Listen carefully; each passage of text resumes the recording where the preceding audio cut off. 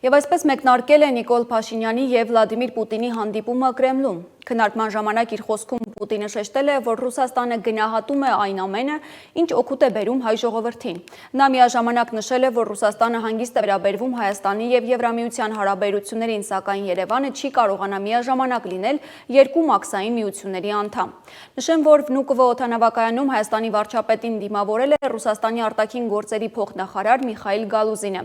Կրեմլի խոսնակ Պեսկովն ավելի վաղ հայտնել էր, որ Դաշնության նախագահ Վլադիմիր Պուտինն ու Փաշինյանն այսօր առանձնազրույց կունենան։